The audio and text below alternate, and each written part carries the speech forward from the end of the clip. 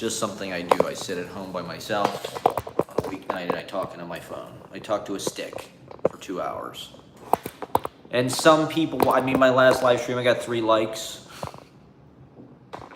Some people watch on the internet. I don't even know what I'm going to talk about. I don't know. The war reignited. I guess we'll talk about that. That feels like news. Feels like we needed to get on to an emergency broadcast. I'm working on my new vlog. My new vlog is currently bouncing. I'm proud to say it's 4.5 hours long. Finally got it up to 4.5. That was my goal. That was my goal weight. And so, yeah, my vlog is dropping tomorrow, hopefully. That's what I did today, a vlog. I don't know. It just felt like maybe a good time to do it. I had plans to like go outside. It was a nice day. I was gonna go do things, but I've had gigs like, I don't even know. Let's see. I've had, oh my God, I don't even remember. Friday, Saturday, Sunday, Monday, Tuesday, Wednesday, Friday, Saturday, Monday, Tuesday. So, you know, that's 10 out of whatever, 13 or so days or something. And then I got this rooftop thing tomorrow. If it doesn't rain, if it rains, it's canceled because they have a comedy show in the lobby. So they're double booked. They've got a comedy show downstairs. How the fuck we're gonna be fighting over the same audience? And then the weather's been sort of fluctuating. You know, it says it's gonna rain, says it's not gonna rain. It's gonna rain earlier in the day. So who the fuck knows? The venue told me, I don't know, earlier this week if it rains, it's canceled. So I don't know. I'm getting fucked with the weather recently. Mercury's in retrograde, so everything is fucking retrograde right now, I guess. My vlog is not retrograde. I think it was a pretty good vlog. There's been a lot of, you know, a lot of movement, a lot of motion, as they say, over the last, I mean, my ratings are way down on my YouTube page, but I just think that's because it's summertime. People are doing other shit. I think my live streams have actually been better than ever. Of course, I really have no perspective on it at all, so who am I to say? Who am I to judge my own live streams? No one's watching, no likes. We're 3 minutes in. I already provided dynamite. I mean, I hope people watch this later. My schedule is like super all over the place. You know, like I was doing it kind of Tuesday and Thursday. I just did one Sunday. This is Wednesday. So I don't know. You people are probably all doing other shit right now. But hopefully people watch it later. They'll have it in their TiVo, their DVR. DVR my live streams, okay? And watch them later. Because I mean, goddamn, there's gonna be 2 hours of action-packed thought power. Something. What else? Yeah, so Mercury's retrograding the fuck out of my ass. Got this rooftop thing. Well, there's 4 more Thursdays in the month, so I don't even know who I invited to do what. You know, I told these people about it. I told these people about it. I just said to all these fucking people, come out any Thursday. I'm not the best at like scheduling and shit like that. That's why I do an open mic. People just come to me. I don't have to fucking reach out to anybody.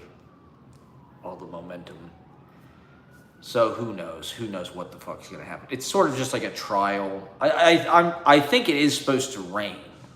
Like whether or not it's raining at those times is a different story, but I don't know. I'd like to do it, but I mean I've got to do 4 of them, so you know you can't. Yeah, you know I have no control over that. Jesus, take the wheel. The CIA is seeding the weather and fucking so. What else? So yeah, I mean, I did a string of performances in honor of the United States' 250th birthday. I did Pete's Candy Store. a salute to this nation of ours, or whose, I don't know, a land acknowledgement spectacular. The Matt Proctor land acknowledgement spectacular. It's on YouTube. No, I got 0 likes, which it did get 25 views. Maybe I was just yelling too much. I don't know. I think people were. Well, okay. I did not expect anybody to come to this gig at all. Did I mention that already? I think I went live on Sunday. Did I go live on Sunday? I probably mentioned that already. I didn't expect anybody to come to this. So I'm just taking a day off, basically. I'm just taking a break day. Tomorrow I've got this rooftop thing. Saturday, I've got 2 gigs. I've got a comedy thing and I've got a music gig. Monday's the open mic. I'm gonna try to go to this thing Sunday. And then next week is fucking New York Poetry Festival. So that's Saturday and Sunday. So I am, I'm trying to pace myself a little bit. And last night we did this talent show thing. We did not win. I'm not really sure what our talent was supposed to be. It was a bunch of clowns for the most part. It was like 70% clowns on the talent show. There was only 2 musicians. I forget what else. This one girl rolled all this bread. She baked this bread. It was nice. It was beautiful. I was happy to be invited. Shout out to Glenn Blurton, Father Glenn. It's fun to be a part of a comedy team. I don't know. It's just kind of a fun dynamic. I've always wanted to be on a comedy team.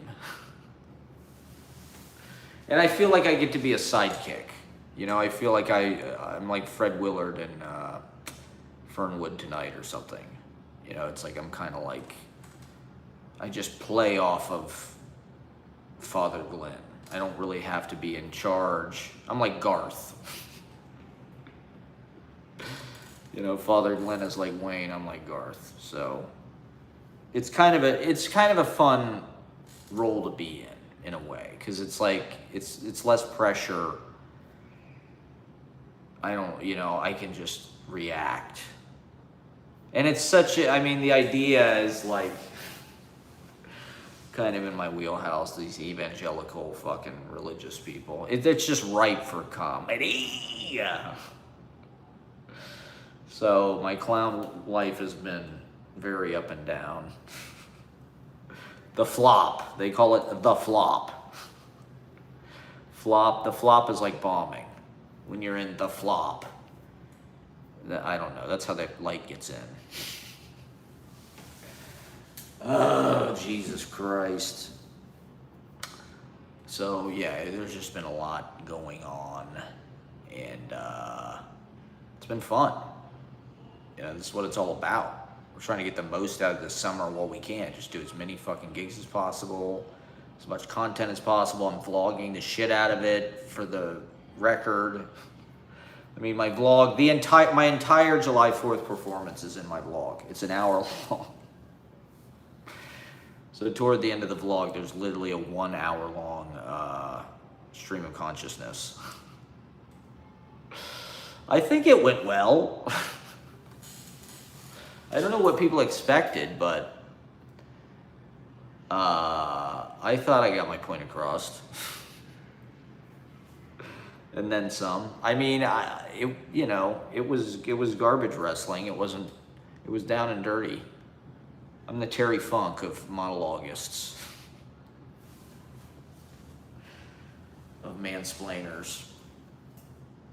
And I don't know, I covered a lot of ground. I touched a lot of bases. That's all you can hope to do in something like that.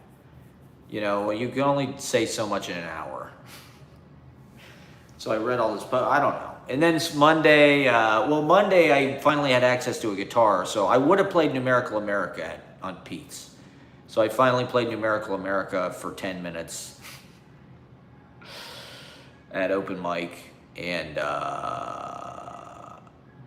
That's also in the vlog. I don't edit anything. It's totally unexpurgated. It's performances in their entirety, just lodged into the happenstance kind of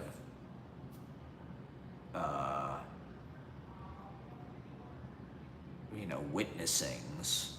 Just whatever you're doing, whatever you're seeing, wherever you go, interesting things, interesting compositions, interesting buildings, whatever it is, performances. I film a lot of other people's performances too, so a lot of other people's shows are in the vlog.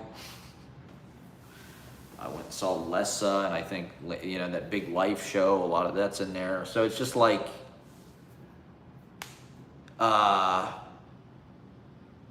it's a scrapbook. It's a document. It's documenting your life for later. We can look back on this 20 or 30 years from now and be like, oh yeah, remember that week when I did all the clown shit and Damon Zex died and it was 4th of July and the flop and my live streams. What is the point of even doing this? Zero people have clicked this. That's okay. It's part of my practice. See, the thing is, it's not really about having a big audience. It's about having a deep audience, getting through to people that otherwise nothing is getting through to them. Challenging them. It's not just fucking slop like everything else in our fucking culture. I mean, I don't know. Maybe it's just slop. Poetry slop. Monologue slop. Live stream slop. Music slop. I mean, say what you will, I don't use AI. Other than, what YouTube forces us to use. Oh my God, okay. Well, we got a long way to go, people. We got 110 minutes left.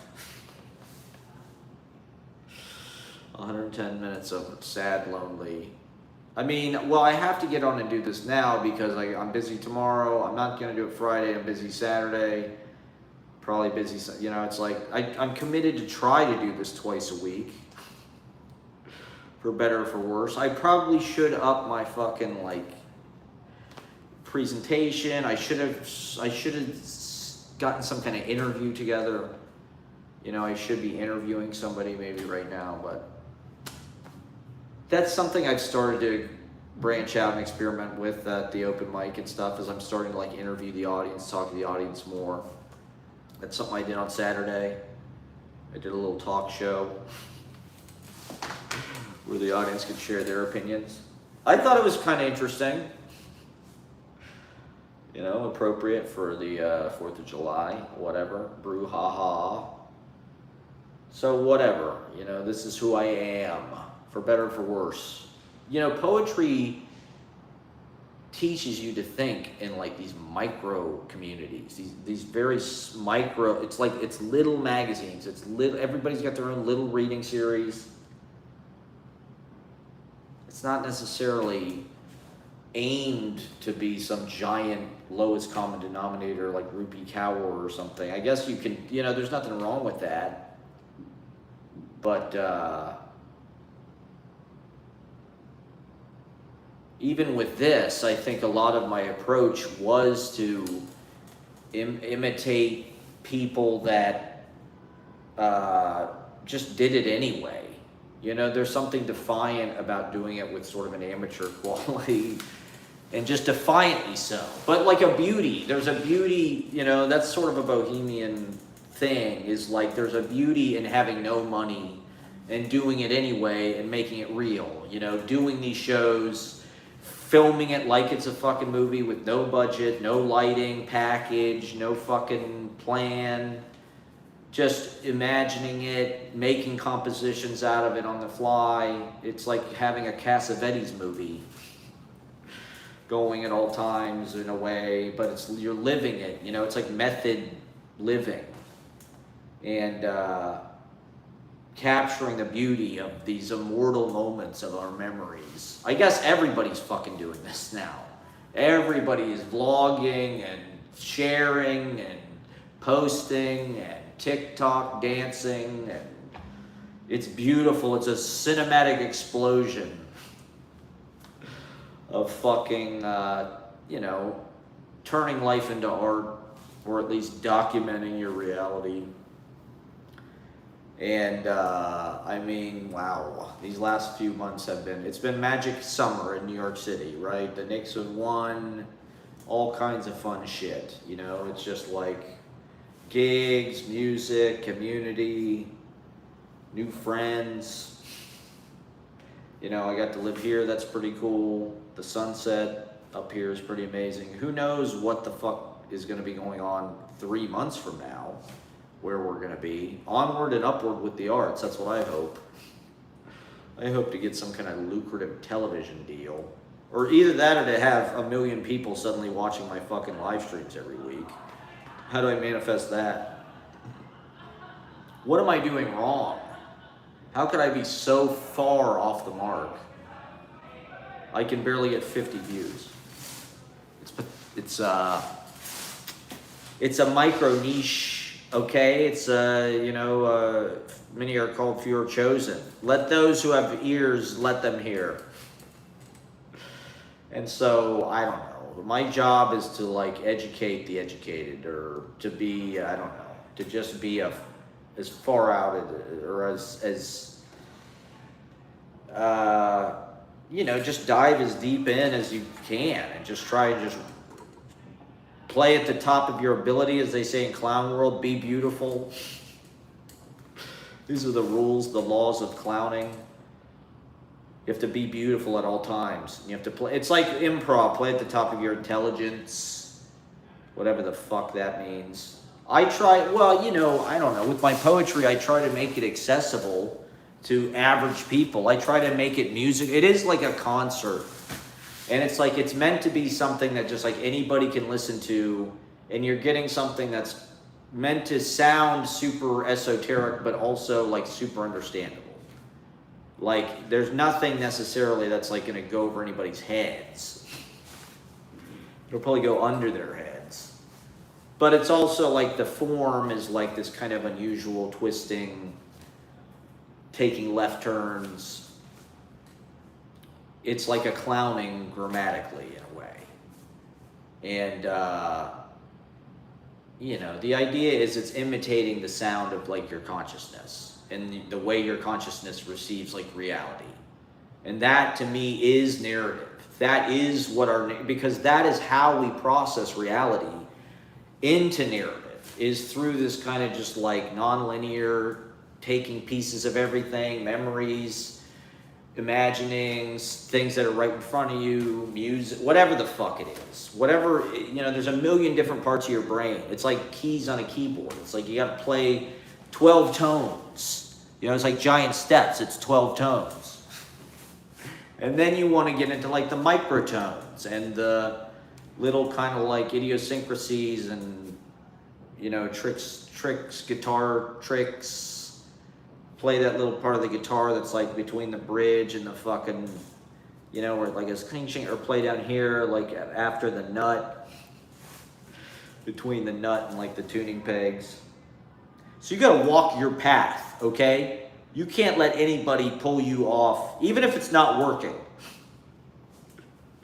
Even if you're having no success and you keep doing the same thing over and over again. It's important to just keep plowing ahead, even as the culture kind of passes you by. And the streaming revolution has already begun. You know, it already kind of happened in a way, I think. Hassan Piker. And, well,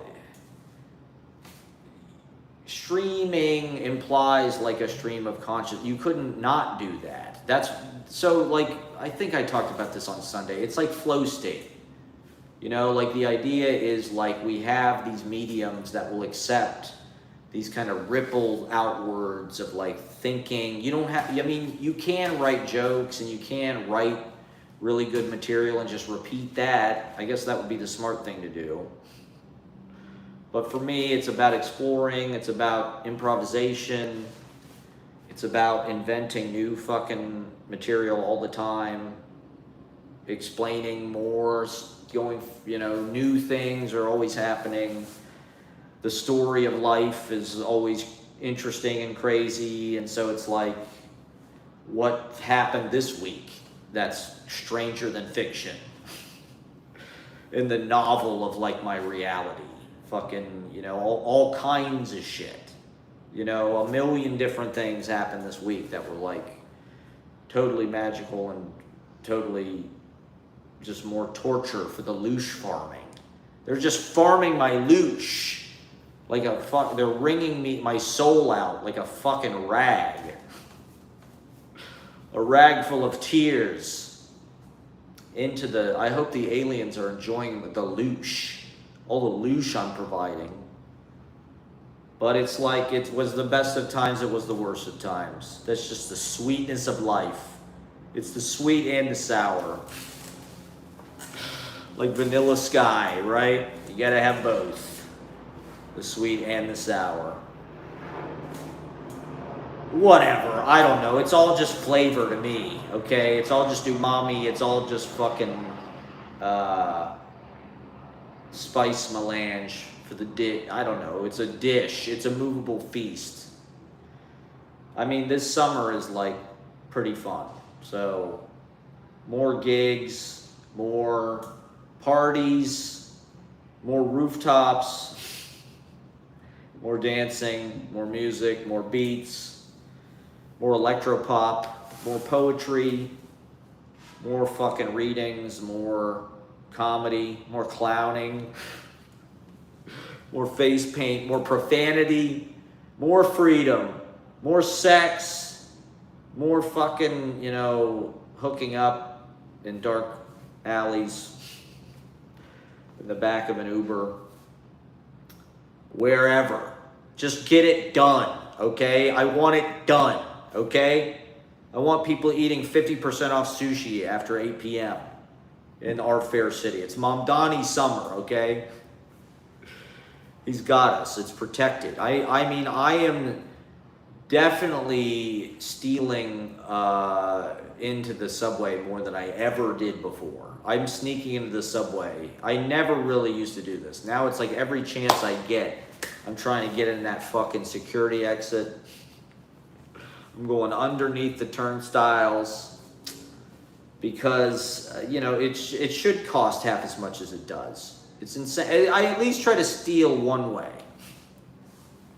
I probably shouldn't admit that on the internet. I hope this can't be held against me in a court of law or anything. But, in neighborhoods, that's the beauty of living in further out on the train is like nobody gives a shit. You just go for it and people hold the door open. There's 20 people that go through. It's beautiful. So about 50% of the time I can get like a fast, easy pass. But, let's just enjoy it while we can, I guess. Who knows how long it'll last. Mercury's in retrograde, and it's always complicated. Life is full of little complications and tests, and it's always hard. There's always fucking challenges, and you do feel yourself getting stronger. I do feel stronger. I don't know. Has my writing improved? I can't say. I think I'm just like I have my processes that I like to practice, and I'm like fully utilizing them. Whether it's like these long diary poems, now I'm starting to do talk pieces on stage that people are sort of ambivalent about, and the vlogging just gets bigger, longer, more unedited. My new vlog is 4.5 hours, everybody, so get ready for that nuclear blast of content. It's gonna end the war. It's gonna end all wars, okay? My next vlog. It's the war to end all wars, okay? It will cause peace and love on planet Earth forever and ever, whether you want it or not, okay? This new vlog is just gonna harmonize the discord. It's got it's got everything. It's got music. I know it's got Status Q. It's got fucking, Brooklyn Music Kitchen. It was the best of times, it was the worst of times. There's a lot of things not in the vlog that are just remain personal for me forever. But there's BTS, there's fucking Gay Pride, there's Knicks in 5, there's fucking, OG Dead Pete's night, there's, my 2-night stand at Pete's Candy Store, my fucking 4th of July patriotic salute to the troops. All of the clown cars, the outdoor clown cars, the indoor clown cars, the clown festivals. And so, yeah, it felt like a good time to just chop it, cut it, print it, send it to the lab. That'll premiere, get ready, 4.5 hours. I mean, my last vlog did pretty good, to be honest. It had I think it's the most view time of any video I've had this year. So, people don't seem to mind the super long. I just feel like it's just better that way. Because if you really want to find something, you have to kind of look for it. There's a lot in there. It's not just like, here's this, you can't just find everything super easily. It's kind of just like, because there's a lot that happened. There was a lot of beauty and a lot of history and a lot of memorable memories. And so,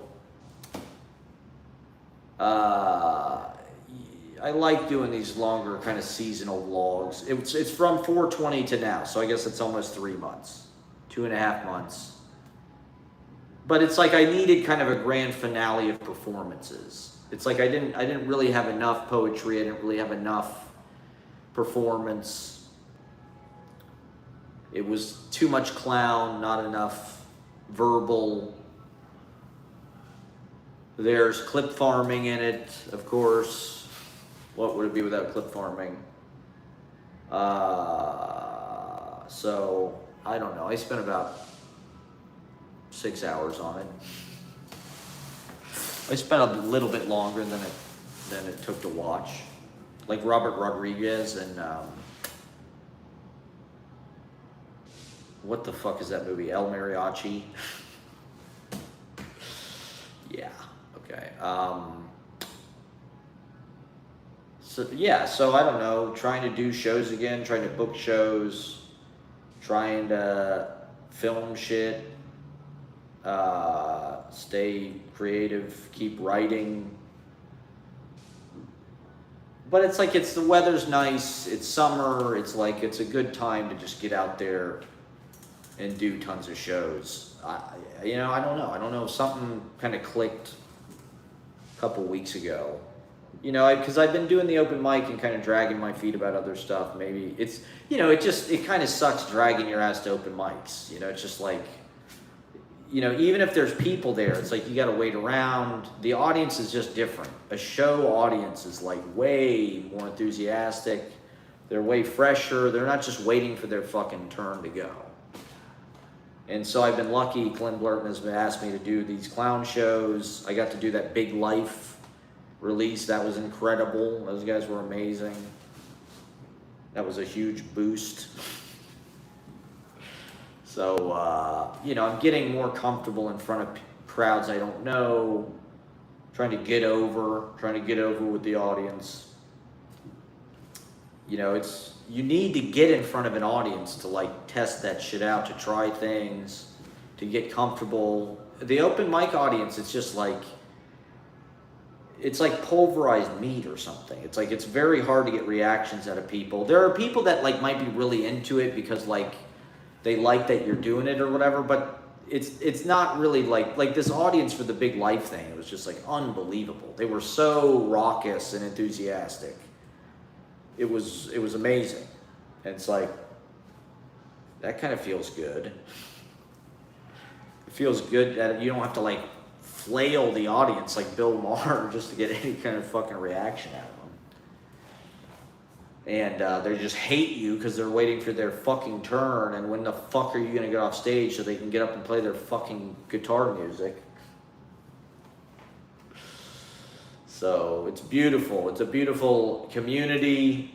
The city is alive with culture and art and music. I'm trying to, I'd like to go to more poetry open mics, but it's just like, they're hard to find. It's like, it doesn't feel like there are as many. It's like every fucking day there's a dozen goddamn comedy open mics. There's music open mics generally every night. Poetry stuff, it's like once a fucking month. It's like the third Thursday of this fucking, it's the fourth Friday. It's the second Sunday. It's like, goddamn. Get your shit together and have a fucking weekly event. Why not? Why only do it once a month? It makes no sense. The people are starving for poetry. I mean, a lot of people were at this fucking reading last Friday just to listen. They didn't even read. A lot of major poets were there just like listening. It's like, wow, good for them. Good for them for being able to control their egos, that they're not like, when is my turn? When do I get on this? When do I get my piece of the fucking microphone? So Friday I was sober, Saturday I was high. I did not think anybody was going to come on Saturday. So my whole plan was to smoke a joint before the thing and just go nuts. Because it was 4th of July and it was meant to be sort of a radical, I don't know, impoverished, desecration of the flag. It wasn't really meant to be like super polished and, it was meant to be liberty or death. Give me liberty or give me death type shit. It was down and dirty. Whereas Friday, it was like, I was sober. I was dressed, kind of neatly, just put together. Saturday, it was like I was just rabid and I was crazed. So it is what it is. It had to be done. It's not pretty. I don't know. It's one of these things where it's like, listening to your own voice on tape. You're like, oh, I hate this. I can't even watch myself. But it's like, I don't know. You have to externalize whatever's inside of you somehow. Or at least that's what I do. That's what my expression is. My artistic expression is just like, word vomit, I guess. Or I don't know. There's a lot to be said. I think that these fucking, this is one reason why I watch Tim Dillon, because he's fucking flow state and he addresses whatever the fuck is going on. He's specific, but it's like his level of laughs or whatever is like as good as most people's fucking comedy special. Comedy specials are kind of like antiquated, I feel like. Like you can just do a live stream every fucking day. Or for me, it's not necessarily comedy. Like I did make that clear on Saturday. I was up front. I was like, this is not comedy. This is like Jello Biafra spoken word. So it was meant to be kind of like metal, heavy metal, speaking, public speaking. Like black metal public speaking. It was intense. I read this poem all about death. It just felt appropriate for the holiday. 4th of July, 250th, I don't know. It just felt like full of death.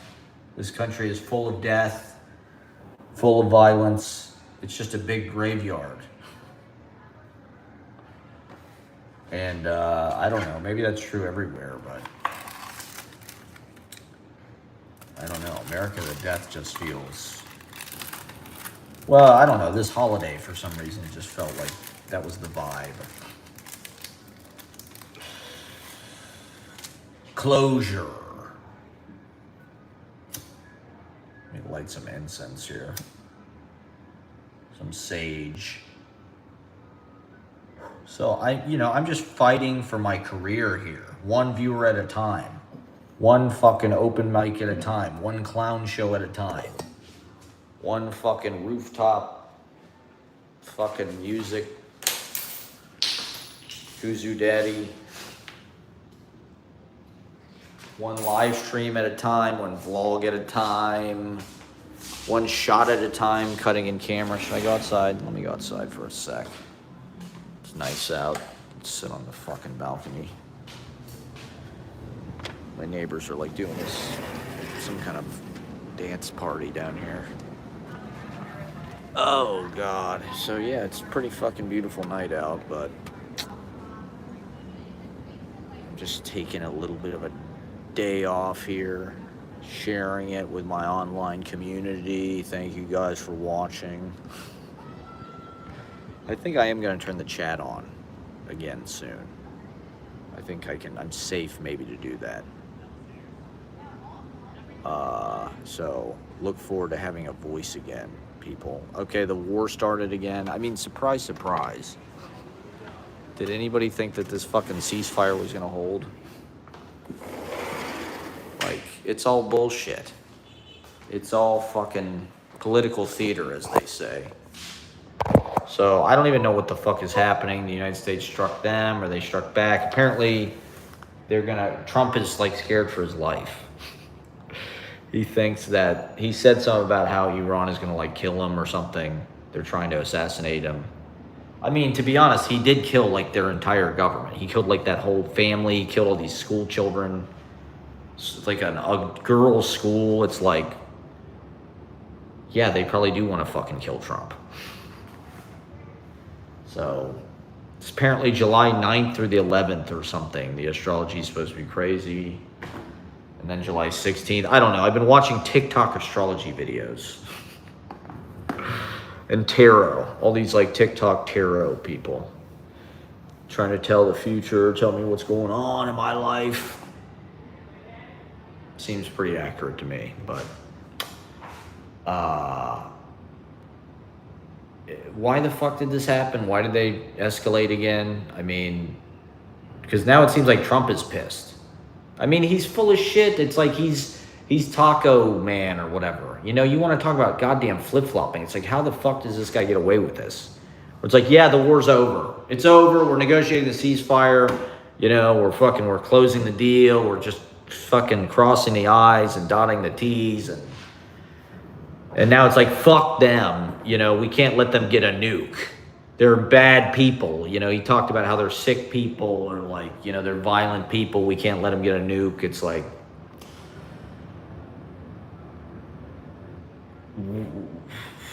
what happened? Why this sea change? Why all of a sudden this fucking, you know, like, well, it's just, it's crazy to me how people just follow him through anything or just believe anything that he says. It's like, if he's, you know, trying to negotiate a ceasefire, like people are like, okay, good. He's trying to, but then it's like, if he's fucking like pissed and he wants to fight them, it's like people will be like, well, okay, that's what he thinks now. It's like, there's no fucking congruity to any of it.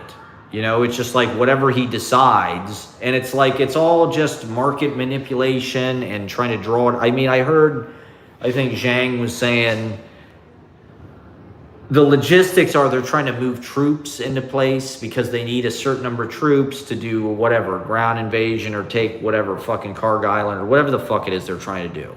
And so Trump is sort of stalling by like on again, off again. There's a ceasefire, there's no ceasefire, you know, like we're negotiating with them, we're getting given the, and then we're going to bomb the fuck out of them. It's like, it seems to me like they've been bombing them the whole time.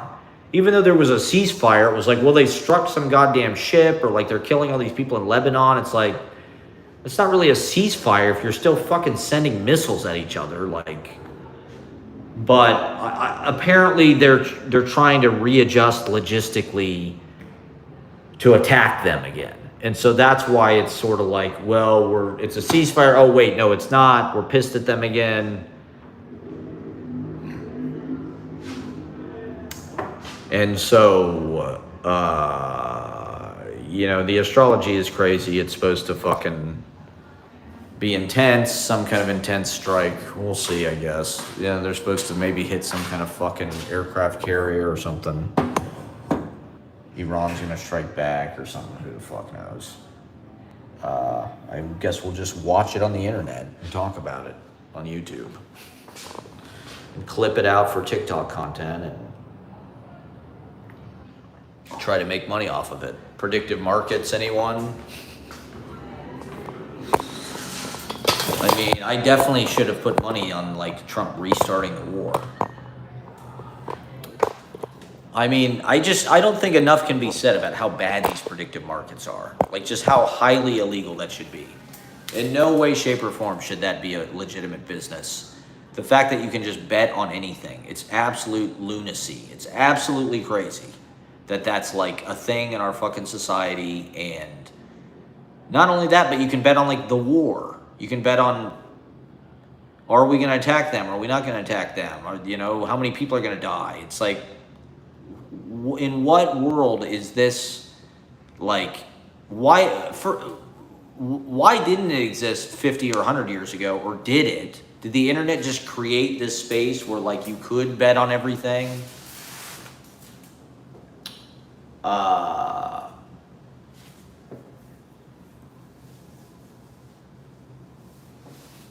It seems to me like some kind of crazy deregulation, and the narrative that I'm hearing is like, well, men are hopeless because they can't make enough money doing regular jobs to like afford a place to live, support a family, have kids, whatever. And so they're turning to all this shit like online gambling, Kalshi or whatever the fuck it is, predictive markets. You know, I was talking about this in 21 and 22 when I had that fucking TV. Half the goddamn commercials were for prescription drugs, and the other half were for like DraftKings and online gambling apps and shit. It was like Jamie Foxx. For, you know, they had these big celebrities doing these ads for like fucking, you know, gambling apps. And it's like, I knew at the time, like, this is bad. This is like, first of all, they shouldn't be advertising it on TV. Second of all, there shouldn't be a fucking bookie in your pocket that's just like hooked to your credit card. Like, that just sounds like an insanely bad idea. And the fact that it has metastasized and it's like become involved in just like potentially anything. And in fact, you can bet against like good things happening. You bet on bad shit happening. It's like, will the government fail? Yeah, I'll put money on that. You know, will Trump be 3 terms? Yeah, I'll put money on that. Will this war, you know, will they drop a nuke? Yeah, I'll put money on that. It's like, that is fucking insanity. I just don't know how, I mean, maybe that is obvious to everybody. It doesn't seem that, it just seems like there's a total lack of standards. There's a total lack of like any kind of sense of responsibility. And it's just like, not only is this legal, but it's like one of the prime kind of like avenues of discourse, and like, you know, people talking about like clav or looks maxing or gesture maxing. It's just the newest, dumbest, like trendy, like, oh, are you doing Kalshi? Are you doing predictive markets? Are you doing, you know, I think that's one reason why Zhang has so much traction on YouTube, because he's like Jimmy the Greek.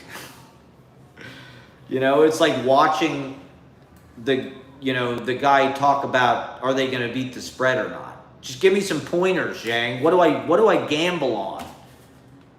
Should I put money that Trump's going to be whatever the fuck Professor Zhang says, just put money on it.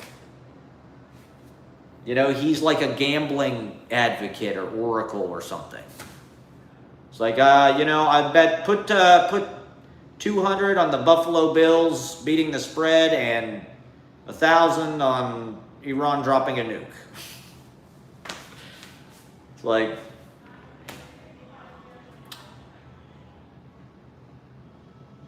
this is like totally legitimate. It's advertised like everywhere. I think a lot of people are doing it. Like, I don't know who the fuck they are, but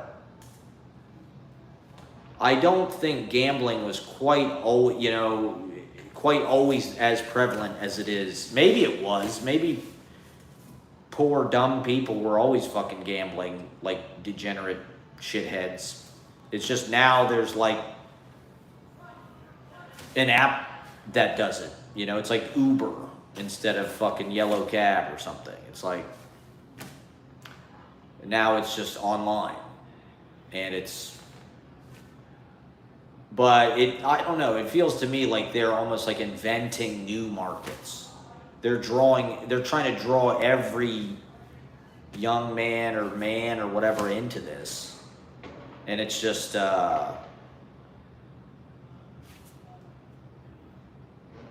you know, I remember when they put a casino in Columbus, Ohio. You know, this is all, a lot of times this is like the end of your community. It's like, it's an indication of like decay. Like as soon as they like vote to put a casino in your town, there's just something about it that's like shady. Even though it can bring in revenue and taxes or whatever, it's actually like an indication of like decay, and it's sort of like a bellwether of like your fucking town is dying. You got to bring a casino in. And why is there all this fucking online gambling in our society? Like, do they have this shit in Europe? Do they have it in fucking, I guess they probably do. In China? In Japan? You know, like, are they fucking on Kalshi? Like, are they betting on the World Cup? I suppose they probably are. You know, sports, it kind of makes sense. Sports were always a place where that was like where gambling, you go to your bookie. You know, football, they put the fucking point spread right in the newspaper. It's like the only reason you would care about that at all is if you were gambling. Why the fuck would you need to know the point spread? You know, it's like it wouldn't even exist if it wasn't like some kind of gambling technicality or some, whatever the fuck the point of that is. Did they beat the spread? That's like the prediction of how much they're going to win by. And it's like, now it's just like apply that same fucking logic to just like life. It's like just bet on every goddamn thing. I don't know. Why do I care? I don't do it. I've never even been tempted to like gamble. I don't see the appeal of it in any way, shape, or form. It seems like incredibly boring to me, actually. I don't like competition, I guess. That's a big part of it. You know, like Michael Jordan, you know, the king of like fucking degenerate gamblers. Like, that's a guy who wants to win. He thrives on competition. He wants that, you know, ejaculation of winning. Triumph. Oh, yeah! You know, like Michael Jordan, those buzzer beaters, you know, those last second, like, shots, that was like a weird sexual, that was like autoerotic asphyxiation or something. He's like, wait till the last second and then fucking, I'm gonna put it all on the line for like the ultimate orgasm of like, is it gonna hit or not? Am I gonna win or not? It's like the most dramatic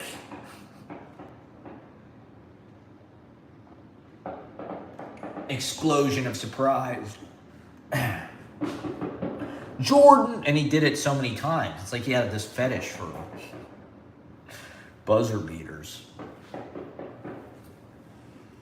And that's, I don't know, gambling I think is like that probably too. There's like the thrill of getting the card you need on the river or whatever, I don't know. And when you have money on the line, it's like there's real stakes, which makes it even more like they're holding, you know, like they're choking you. So, I don't know, I'm not into that shit at all. I don't have any, I mean, maybe I should get on fucking Kalshi. Maybe I should make some fucking bets for, probably every guy in this country is thinking, oh, I could probably fucking predict the future as good as anybody. I mean, it's sort of what I do in my live stream. I'm constantly like making fucking predictions or like analyzing what you think is going to happen. Professor Zhang is like, he lays it out like a bookie. It's like, here's my 3 predictions. And they're very simple. Trump's going to get a 3rd term. You know, there's going to be a ground war in Iran. Blah, blah, blah. Put money on that. Put all your poker chips on ground war. Well, it's just a way for this administration to make money because they are literally controlling what happens. They know what's going to happen because they make it happen. And so they can call a ceasefire, Monday morning when the market's open, and then Friday when it closes, they just start the war again. And then they can bet money on it and do insider trading. They know it's going to go up because fucking there's a ceasefire. I mean, people are talking about the corruption of this administration like brazenly now. Like it is like sort of an acknowledged fact that like Trump has stolen like billions of fucking dollars, and it doesn't seem like people really give a shit. You know, it's just another, it's like nothing sticks to the sky. It's like his tax returns. It's just like everything. Every single thing they've tried to like slime him with. Stormy Daniels, Epstein files. I mean, it's just endless. There's endless fucking reasons why this guy should be in jail, or criminal activity, or corruption, obstruction of justice. You know, the whole Russiagate, there was a lot of obstruction of justice. January 6th. I mean, it's fucking nuts. The rap sheet of this guy since he's been president. How many times has he broken the law? I mean, he's broken the law a shitload of times, just like since he's been the fucking president. Not even before, when he was raping children and stuff. It's like now he's like, I'm just gonna start a fucking war, not even ask anybody, not consult Congress. I'm the decider. You know, it's like, yeah, we're doing this. Oh wait, now there's a ceasefire. Oh wait, psych. We're going to drop a nuke on them. We're going to destroy their whole civilization. Oh, wait, but, I changed my mind. Netanyahu, he needs to chill out. But you know what? Fuck them. Let's kill them all. They're trying to kill me. I got to kill them. Trump is confusing the different, he called Iran the Islamic Republic of Japan. This is something I talked about back in, December and January, when he called Greenland Iceland. And when it was clear that he had dementia, it was clear that he was confusing things. Back then, I made a joke back then about he talked to the ghost of Lyndon or Harry Truman or something. I clipped it out for TikTok about how Trump thought he was really talking to Harry Truman, and Harry Truman gave him this advice about what he should do, nuke Iran and shit like that. And then what happened last week? There's this video of Trump literally talking to Teddy Roosevelt. AI Teddy Roosevelt, like he's a real fucking guy. Trump had more respect for AI Teddy Roosevelt than he had for fucking John McCain or Megyn Kelly or any number of reporters. Trump was so respectful. He thought he was really talking to Teddy Roosevelt. And he was just down. He was just yeah, how would you consider the Panama Canal the greatest level with me, Teddy? And Teddy Roosevelt, well, actually, it's I predicted it 6 months ago. He literally thinks he's talking to these ex-presidents and ghosts and shit. Not that it does any good. I mean, the fucking guy could live for another 10 years. They've got him on some kind of experimental drug. We don't know. God, how great. That would be the fucking peak of the summer.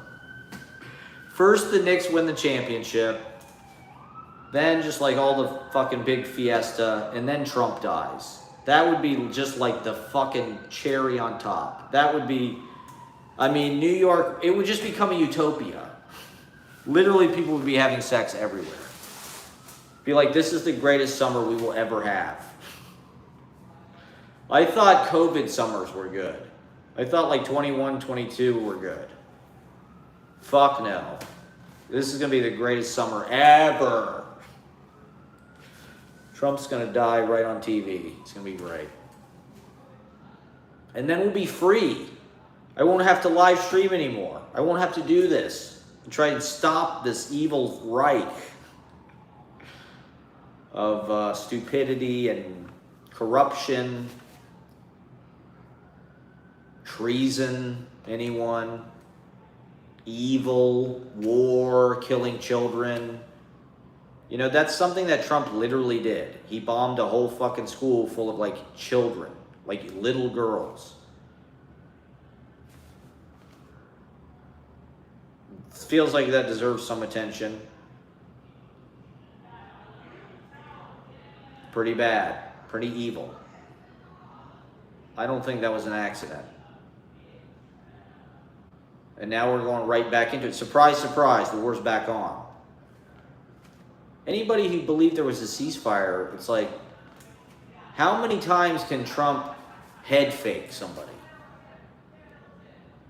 Like, that's what I'm saying. It's just like people will follow whatever he says. Like, this time he's telling the truth. You know, but this time he's serious. This time he really wants a ceasefire and, you know, we're going to get this done.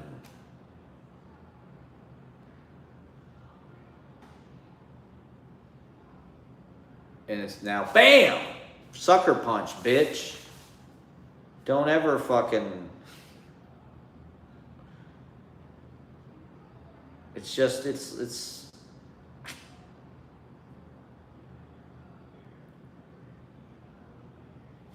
bad movie villain tech. I mean, what day is it? It's Wednesday, so the war's back on. What else is there? Do we need to talk about any other news shit? I don't know. I mean, the World Cup, I haven't watched any of it. The United States lost. Sorry, everybody.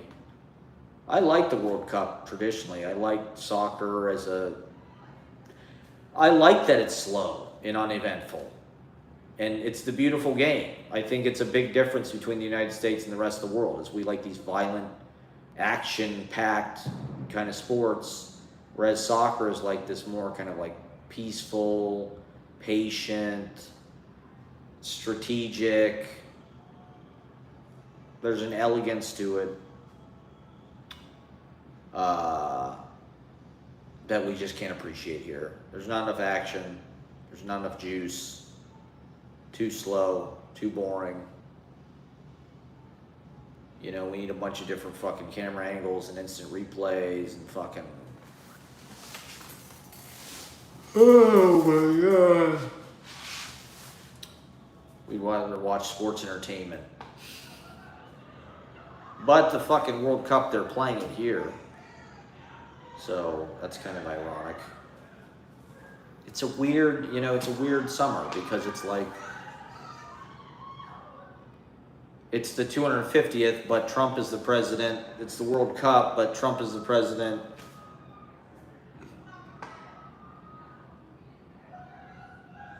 The Knicks won, but they lost the game where Trump was there.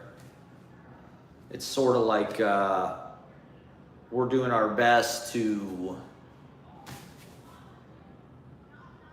overcome, you know, in spite of kind of the bummer of like what they're doing to our government, whether it's Doge or this war or the Epstein files or the Supreme Court, and how the Supreme Court really is like this fucking renegade, just, you know, regularly making cataclysmically irresponsible decisions that are just giving Trump more and more power. It's just like even recently, for some reason, June is big for the Supreme Court. That's when they overturned Roe versus Wade. And now it's like, you can't even keep track. There's so many decisions where it's like, oh wait, they just ruled to like give Trump powers that Congress used to have. Now he's going to be able to, he's the sole fucking decider. It's like, how the fuck are they getting away with this? You know, how the fuck?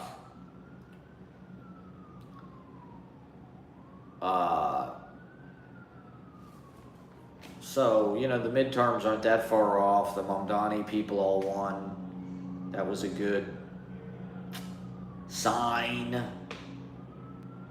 of things to come, hopefully. You know, the DSA, I do feel like the Democrats are ready for a makeover in the same way that Trump just made the Republicans into this kind of like online fringe conspiracy theory.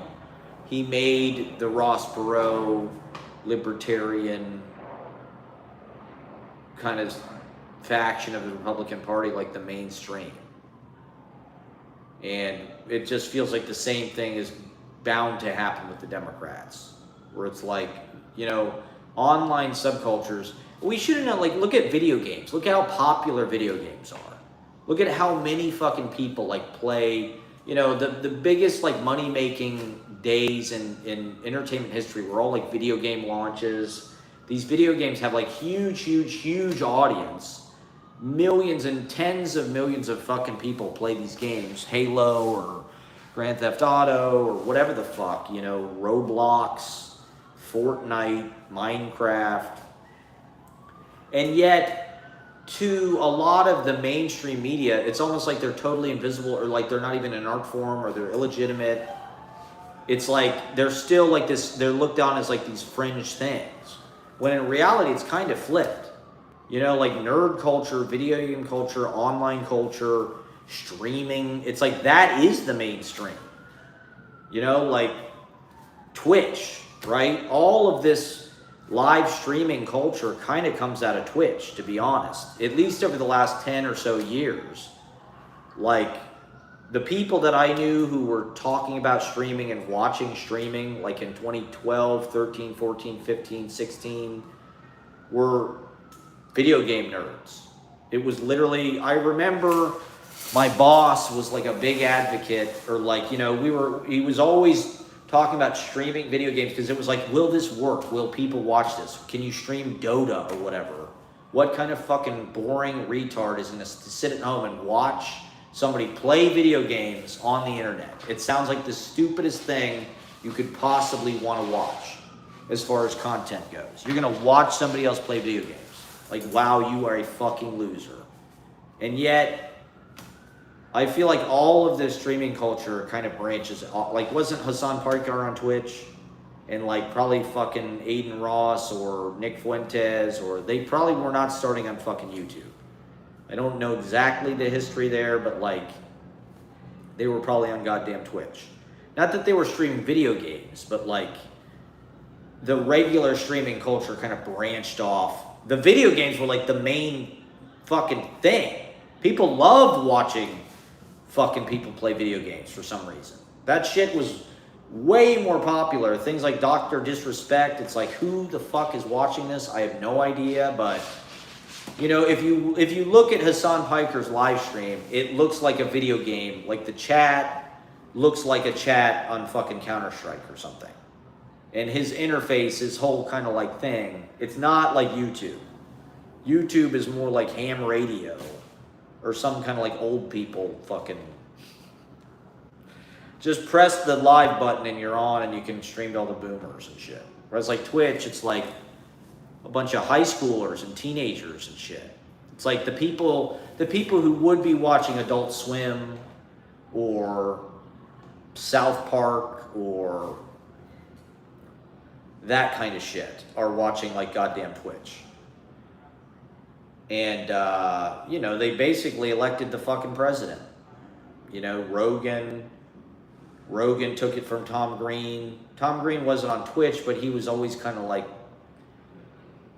you know, independent broadcaster. He was on public access.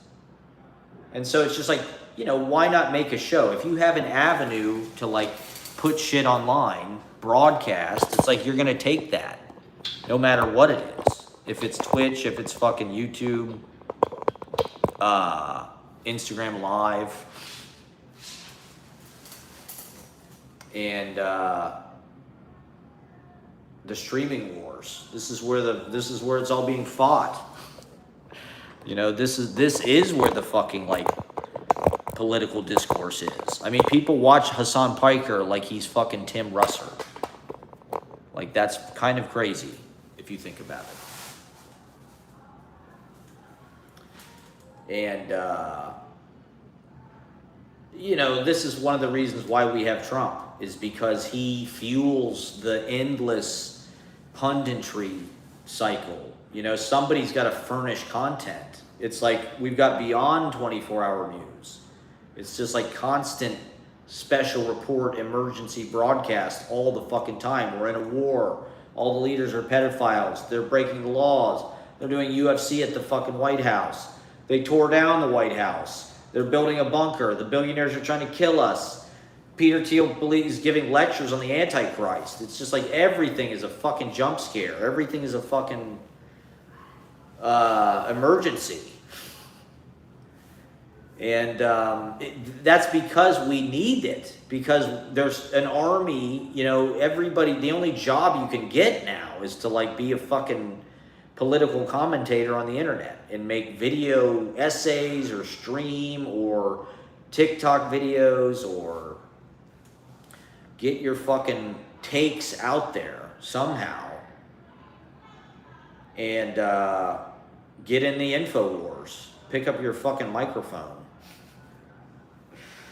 and join the InfoWars, you know? Start anywhere. Just start fucking blasting. Get in there and start blasting. That's what I'm doing. You know, I have this little tin weapon. This little, you know, pirate radio station. That's basically what it is. I've always been a fan of, like, amateur broadcasting. I remember in high school, there was this website. This was, like, maybe even the 90s. Sometime around the millennium.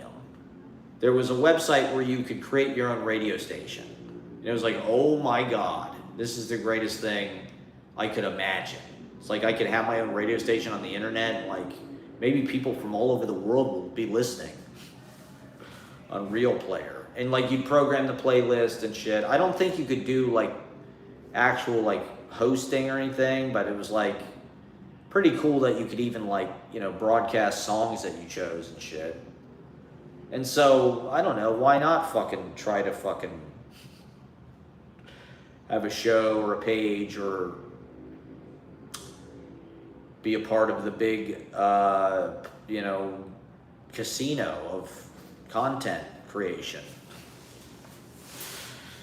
And I don't know, I guess my direct approach doesn't really stand out anymore. I do need some kind of production. I need some kind of fucking, I mean, the Idiot's Hour, the fucking live stream they have for that's like unbelievable. They got a dedicated camera person running around with like a fucking radio audio rig, and it's just crazy. All I've got is a fucking iPad that I basically set up at my station, just run it. The audio sounds like shit. There's only one camera angle, it never changes. It's like this. It's almost not worth doing. It just everything indicates to people that like you don't give a shit at all. You put zero effort into this. The effort is all up here, okay? That's the point. Is like the ideas are supposed to be the star of the fucking show, not all of the bells and whistles and shit. It's supposed to be just about the thinking and the pontificating. Fuck all the other, you know, window dressing. Just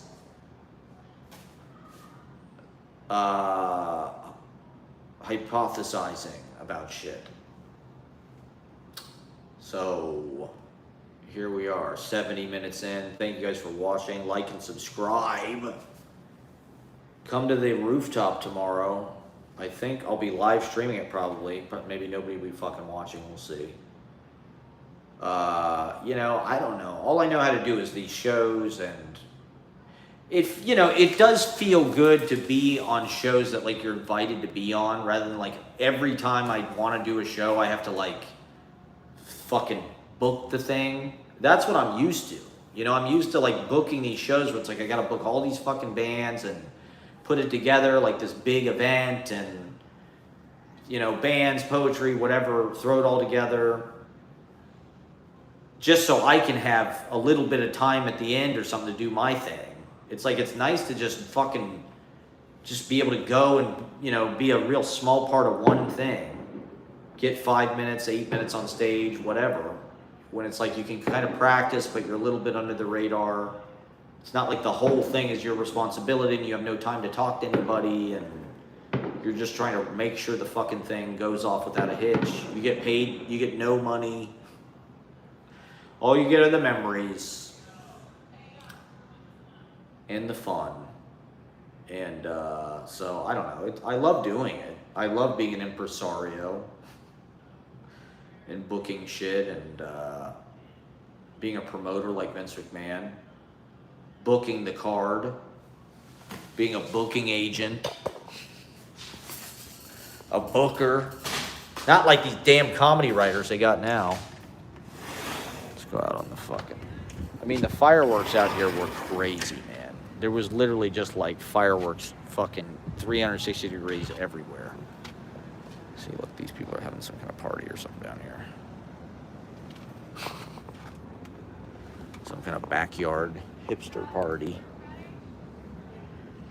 That I don't know any of those people, but it's Wednesday. They're having a party on Wednesday. Pretty cool. What the fuck else do we need to talk about? Should I talk about poetry? Trying to get back into poetry world a little bit. We got the festival coming up, New York City Poetry Festival. That's one of the big events of the year.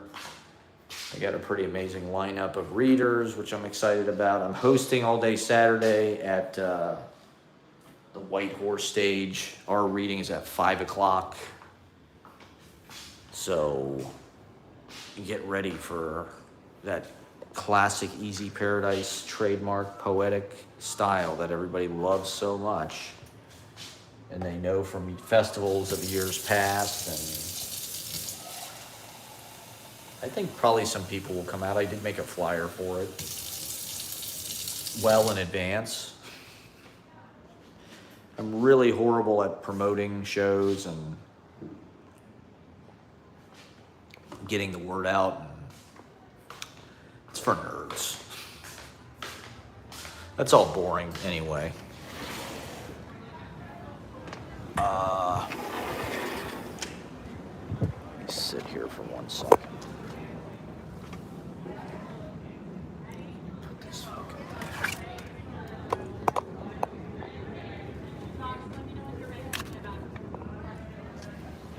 Are people feeling patriotic for the 250th anniversary? Did anybody do anything fun? Did anybody fucking go to Colonial Williamsburg? Dave Malinsky invited me to this guy, Tad Sturmer, was in New York. I don't know if people have seen Tad Sturmer. He's on TikTok. He's like super woke white guy who went to Harvard. And his all of his history shit is like, how the founding fathers had slaves and just like totally acknowledge, it's like all about that. So, that was a ladybug. So he was in New York for the, the semi-quincentennial. So, I don't know. I would have gone to that, but I had the damn clown show.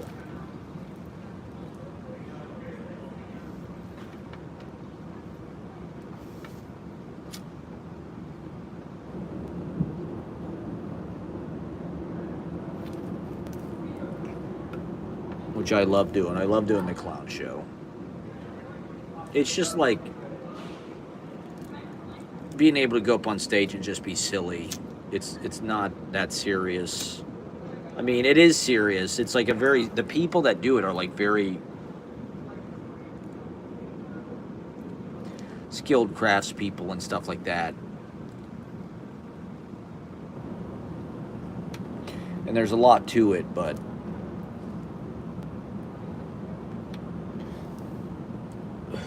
I'm just trying to live my life. You know, wherever the opportunities are, that's where I'm going to go. Did I think I'd be a middle-aged clown? There's something kind of ridiculous about it in a way, but there's a lot of beauty in it. I mean, it is like poetry. I'm trying to bring more of that into the act. You know, like Gwen said, like doing a clown set is just like writing a poem. So I'm trying to look at it like that.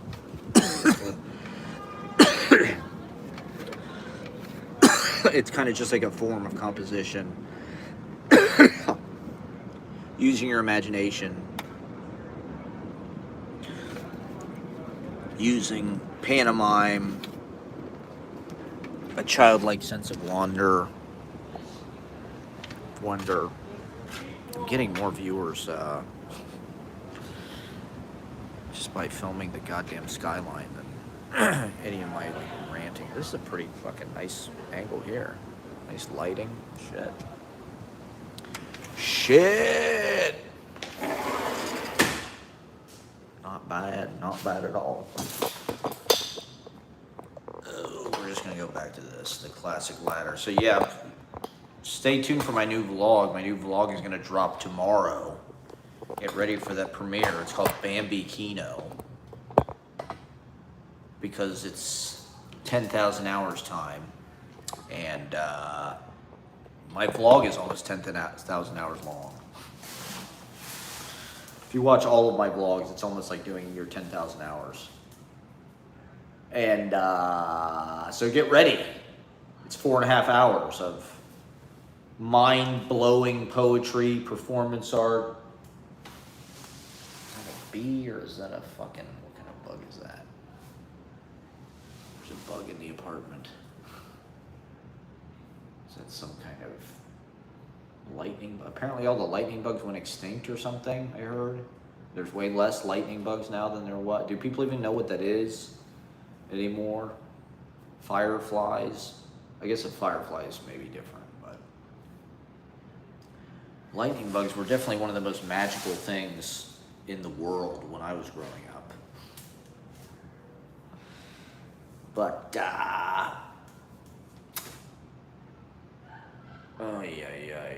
they're all going extinct, I guess. It's good. We need more data centers. Just wipe them out. Fuck them. You know, we got AI coming in. The AI will create their own fireflies. It'll be better. It'll be AI fireflies. Little drone mosquitoes. I mean, I don't see how a machine could reproduce. How the fuck does a lightning bug do that? When we were little kids, we'd catch them in jars. You'd poke like a holes in the top of the jar. You put some grass in there. You catch the fireflies and the lightning bugs in the jars. And they light up, you know, and they have like this, it's like they're nuclear or something. It's like this glowing lime green kind of fucking biomaterial. They're almost like those bioluminescent fish or something. They're really magical. And it's organic, you know, it's alive. It's not some kind of fucking like LED or something. You know, it's literally like this weird like bile or it's some kind of fucking, you know, matter. Biomaterial. It's like pulsating, this warning, this lime green. Magical. The magic of the animal kingdom is what I'm saying here, okay? I guess theoretically someday we'll have the technology that we can just regenerate all that shit. Whatever we make go extinct, we can just like Jurassic Park that shit back to life. Whether it's bees or lightning bugs or the dodo bird or I don't know, what's the most recent thing that's gone extinct? Whales.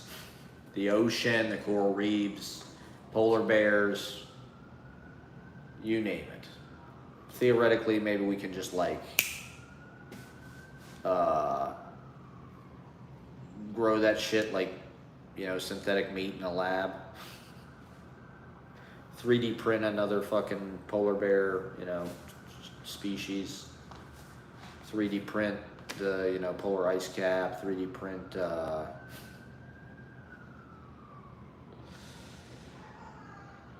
all of the bees, all of the honey. 3D, you know, whatever the data centers are killing. These data centers, I mean, Jesus Christ.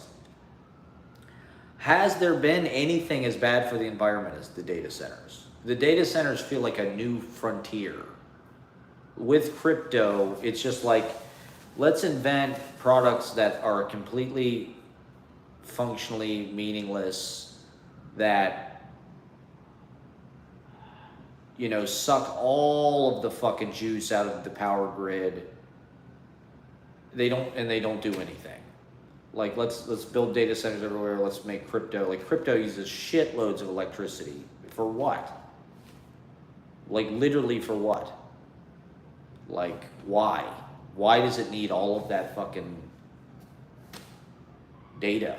Why do they need all those servers and shit for it?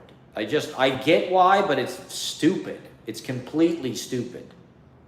Like, my bank account doesn't need a bunch of fucking servers and shit.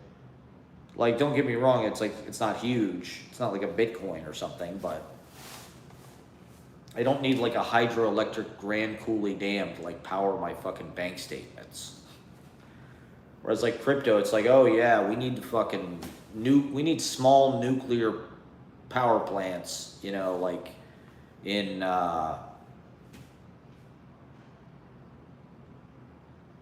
you know, like these city-state, Silicon Valley, you know, like outside the jurisdiction, like experimental new societies. Like, that's where we're gonna have a fucking, we need a small nuclear reactor for this new country that they just founded in like sort of an autonomous zone, a lawless. There's a joke in Step Brothers about, has he actually eaten a man's penis? He's like, yeah, but he did it in international waters, so, you know, like he can't be prosecuted or something. It's like, well, maybe that's like an Epstein thing. Like, maybe that's why all these rich people are on these yachts. You just take your yacht to international waters. You can do whatever the fuck you want. Child sacrifice or yacht girl or whatever the fuck.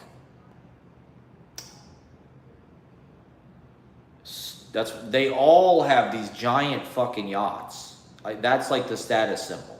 How big is your fucking yacht?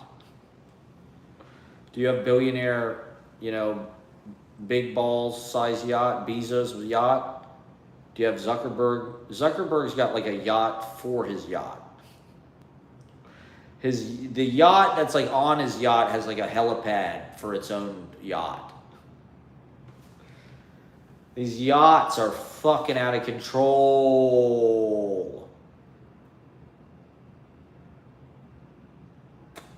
These fucking yachts, bro. I don't even have a rowboat. I don't have a pot to piss in. I don't have a rowboat or a pot to piss in. I don't have a pot to piss in or a window to throw it out of. Jeff Bezos has an entire like mansion that floats. Like, what the fuck? Something's not right here. Is wealth inequality. It's like we're all aware of it. There's a lot of lip service about wealth inequality, rich people have too much fucking money, taxing billionaires. Nothing is being done. In fact, it's like quite the opposite. They re-elected the Epstein class, whose like principal focus is enriching himself, his family, his cronies, glad-handing, you know, currying favor, making sure people have to kiss the ring if they want things. If anybody wants like that's something Tim Dillon was talking about. Nate Bargatze was at the UFC thing. It's like Nate Bargatze is trying to create some kind of amusement park or something. He's trying to build like a Nate Bargatze Disney World in Tennessee, I guess. It's like Dollywood. It's Bargatze Wood. And so he needs to curry favor with Trump. He has to kiss the ring because Trump literally can, like, veto that. If Trump does not want that to happen, Trump doesn't like you, if you're not nice to him, and certain people understand that, like James Dolan understands that. He threw game 3 or whatever it was. Trump literally, it was the only game they fucking lost was the game Trump was at. How fucking insane is that? I mean, it makes perfect sense. The guy's just got bad energy. So, I don't know. I mean, look at Bill Maher. Bill Maher won the fucking Mark Twain Prize. How fucking ridiculous. Like, what an ass-kissing piece of shit Bill Maher is. Fuck Bill Maher. If you watch my new vlog, you see me destroy Bill Maher's book. It was a symbolic act of self-liberation. I'm no longer shackled by Bill Maher. And Club Random. He just had Kevin Spacey on Club Random. Yikes. I mean, Kevin Spacey's like gross. I don't know. I was never, to be honest, I always thought Kevin Spacey was kind of overrated. People always talked about Kevin Spacey like he was like the gold standard of acting for his generation. Like, wow, that Kevin Spacey, you know, he's just so good at everything. It's like, I never really thought, I mean, other than maybe Usual Suspects, you know, like, he just has kind of a theatricality. Like, even in Glengarry Glen Ross, his line readings and shit are very, like, theatrical. They don't really feel, go to lunch. Will you go to lunch? Go to lunch. Like, he's okay. He's entertaining to watch. I don't think he's like fucking Daniel Day-Lewis or something. He's not on that level. He's not on Philip Seymour Hoffman level. Like, no fucking way. And he's a pedo. I don't even think he's on Jack Lemmon level. You know, like Kevin Spacey's, he's kind of wooden. I'm kind of puzzled that he's as famous as he was, because I don't really think he's that great. He's not. He's kind of just bland. He's always kind of the same character. You know, he's not like a Malkovich or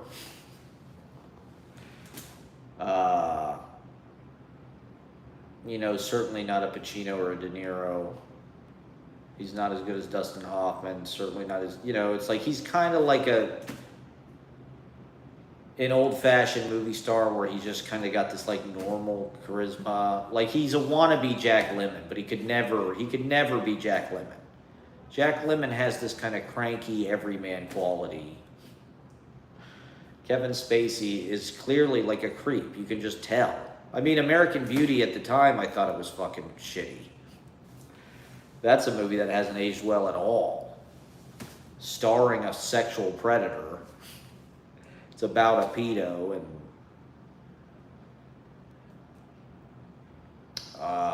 it won Best Picture.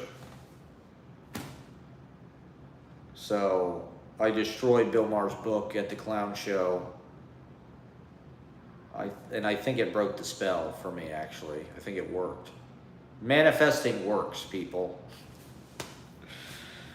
Manifesting works. And let's see, 30 more minutes of fun for my beautiful online community, Bruce Halliday, Adam S. We've been through the trenches together, okay? We're fighting World War III from our folding campfire chairs. I'm running out of supplies from Trader Joe's. I've got this rooftop thing tomorrow. Hopefully it doesn't rain. Hopefully we are able to pull it off. I'd love to, you know, it'd be nice to just get there and like sort of do at least like a sort of a run through. Maybe next week the weather will be nice. Like I said, I got to do 4 of them. So it's like we're just kind of getting moving with it. And it's like, if it's going to fucking rain and shit, it's like, well, that sucks. They're just going to cancel the thing. But I'm doing enough other shit that missing one thing isn't the end of the fucking world. I can always live stream. There's always some fucking creative thing to do, you know? And I think it's important to get back in the hang of throwing shows and doing my own kind of like offshoots with like curation or whatever, different locations. But I don't know. It's also kind of nice to just like focus on the craft.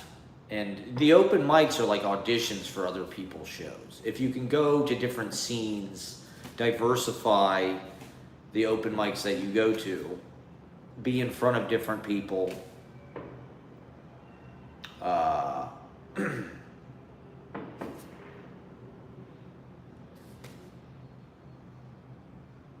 That's how you network. That's how you get booked on stuff. That's how you get better.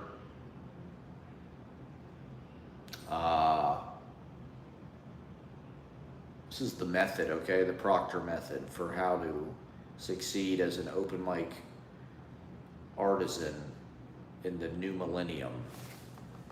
In the ultra, I mean, I gotta find a place to live now, so that's gonna be difficult. Or I don't know. It's just another fun complication in my life. You know, you think things are going one way, and I don't know. I believe, I have faith. I know it's all part of God's plan. Glenn Blurton's made me religious again. I'm watching all these fucking evangelical. I watched this whole documentary about Snake Handler Church in West Virginia. Holy shit. It was a Channel 5 thing. Andrew Callahan goes to the Snake Handler Church. And this guy's like whole family has died. My father got bit by a snake. He was vomiting buckets of blood. He said there was a hospital like a stone's throw away. He could have taken his dad to the hospital, gotten the fucking antidote, whatever. Probably could have survived. But no. He wanted to throw up buckets of blood, and he asphyxiated on his own blood. Because he got bit by a venomous rattlesnake that he was handling during his sermon. And then speaking in tongues and shit. I mean, it's a hilarious world already. You know, this fucking whole crazy evangelical world. But the snake handlers, I mean, those people, this guy, literally the guy's whole family had been killed by snakes. And then they drink strychnine. It's like, good God. They drink this poison and they handle snakes to like show the miracle, you know, that they're protected. But then they all fucking die of being bitten by snakes. It's almost too easy. You know, it's like...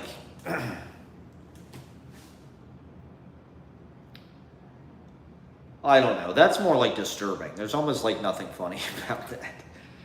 You know, like it's funny seeing the preachers do like the thing where they like, you know, smack people in the head and they go, oh...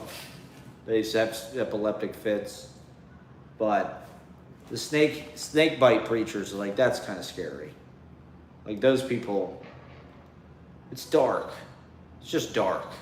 It's a weird, extreme form of spirituality. It seems particularly like American.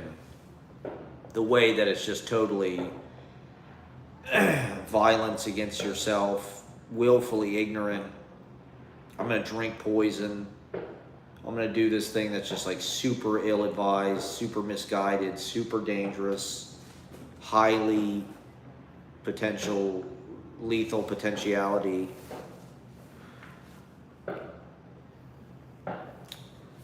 And,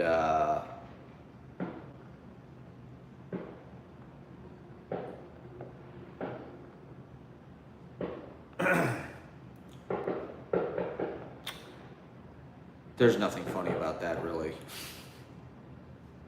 It's just scary. Should be. I think it is illegal. Like most places, it is totally illegal. But I don't know. the speaking in tongues, I kind of understand. I'm always kind of trying to speak in tongues in a way, or I can appreciate. It's like language poetry to some degree. It's abstract. It's a way of getting out of your logical mind, maybe. Your rationality. You know, there's things to be said for that. It's just crazy when all of these entire churches like get into these ecstatic delusions where it's like, you know, they're like crying and shaking and they really lean into the fucking gibberish. And I wish I want to have that effect on an audience. Just whip the audience into like fucking hysterics where they just like, they're playing along. You know, there's this one guy, he falls down and he's literally just like, they're like kids. He literally just like is frozen on the ground like this and he just lays there for like a few minutes. It's like, this is a grown man wearing a suit who purports to be like a man of the cloth. He's a man of God and he's like laying on the ground like, you know, like he's playing fucking freeze tag or something. Hallelujah, hallelujah. Holy Ghost power. So we're sending up the religious fanatics, you know, who a lot of times they get a pass, but not with Glenn Burton, okay? We're taking it. I do feel like it's like wrestling adjacent. Wrestling is a lot of evangelical kind of fervor and kind of a, you know, you have to have faith. You have to believe in the big lie of kayfabe. That's rule number one. You gotta, you know, you gotta believe, you know, you don't, you gotta protect the business, you know. You can't let anybody know that God's not real. There is no God. Vince McMahon is God. Gad. Okay, so yeah, System Lord out there. We're trying to get a System Lord reunion tour together. System Lord Summer. I want to do a SummerSlam event, SummerSlam PPV. So I'm focusing on New York Poetry Festival for now and these rooftop shows. I think I'm going to be in Poetry Theater Festival at Boog City. I was just talking to my man KB Nemkowski. I'm pretty sure I'm going to be in the Poets Theater Festival in September, maybe. So I've got a play that I think would be good for that. But it's got a lot of characters. So I need to cast actors for that somehow. And then I got to find a fucking place to live in the meantime as well. So you know how it is, being a bohemian, broke-ass, you know, poet of the streets, tramp, little tramp type character, clowning around, vlogging about it, live streaming about it, branding. You know, I gotta update my craft, I guess. I need some kind of I need a gimbal. I need those meta glasses. That's not the point. The point is not always that it's like POV. You know, sometimes it's meant to be a composition. You know, sometimes it is like a framing and it's like it's a landscape. Like my vlogs, it's not always just POV. Like there is, in fact, I would say that like a lot of it is not POV in a way. Like I don't actually film that many conversations. A lot of times when I'm filming a conversation, I'm filming like myself with the other person. So, you know, even though a lot of it is shot from my POV, it's like it's not like I'm trying to, you know, the meta glasses would almost be too. And I also just think that's kind of, it's kind of cheap. It's kind of cheating. You know, like people should know when you're filming. Like if you do this, it's clear like I'm a director. I'm like Steven Spielberg here, okay? Quiet on the set. You know, I'm framing here. Whereas, like, you know, I can just turn on my fucking meta glasses and film somebody, they don't even know it. I can see why there would be, you know, things you could get with that you couldn't get otherwise, but a lot of the technology just kind of passed me by. Now it's like normal for guys to be running around with like some kind of complicated live stream rig on a fucking gimbal, and you know, everybody's got a Steadicam shot and an external mic, and I've got like the bare bones, bare minimum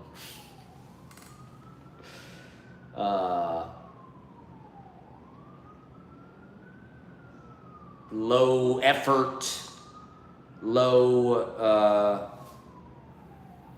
stakes, but it's direct. I'm trying to go direct to the people, okay? This is Radio Free Halsey Street, okay? This is Radio Free Proctor. It's the only way we can be 100% uncensored, unfiltered stream of consciousness. We know how much people love that Proctor stream of consciousness. You know, it's the moneymaker, quite frankly. It's why I'm able to live the extravagant lifestyle that I'm able to provide for myself, where I eat Trader Joe's, you know, pretty much every meal of my life. You know, I sneak into the subway. I never take an Uber. I haven't really been outside of New York City in like 5 years. Hardly at all. I've been to San Francisco. That's about it. I'm trapped. Now it's weird because like the eras when I like first came back to New York like 4 or 5 years ago, like in a lot of ways not much has changed because I haven't really been anywhere else. But now those are like old memories. You know, it felt like that period right after the pandemic, 21, 22 was like the newest time that was ever going to happen. And now it's like, that was years ago. 5 years ago. It's crazy. That's like old. That's like ancient history. And I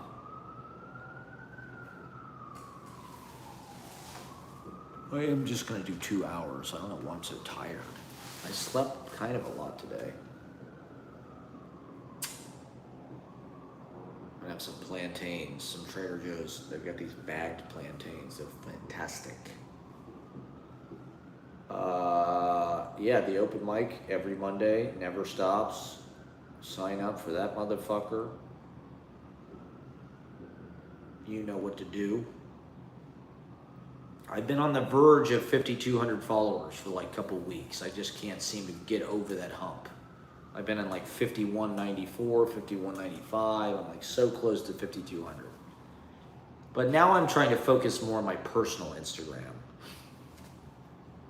Trying to build my personal. It's fun, you know, because I've been doing this hosting thing for so long, and it's like it's kind of been the only thing that I've been doing a lot of the time. It's like I'll do other readings and stuff, but you know, I haven't had that many shows outside the hosting thing, to be honest. Well, maybe once or twice a month. And so now it's like I'm actually getting on stage a bunch of times a week. I'm able to kind of develop an act outside of just being like a host guy. I can sort of get back to my roots as a radical political maniac, just screaming, and now I've got more confidence about it because I've been, you know, hitting that open mic every Monday. It's like you do get a little bit used to being in front of people, but I just do the same thing every week. I don't have that much opportunity at the open mic to do anything that unusual or that weird because it's like I do have to be professional. I have to run the show. I can't get too crazy. Whereas at these other shows, it's like the sky's the fucking limit. Like the fucking clown thing. You know, I was doing Bad Lieutenant. You don't want to see Bad Lieutenant, okay? Just trust me on this. You do not want to see Bad Lieutenant.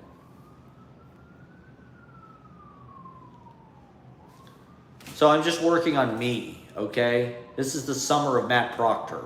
God damn it. This is the summer of Matt Proctor, okay?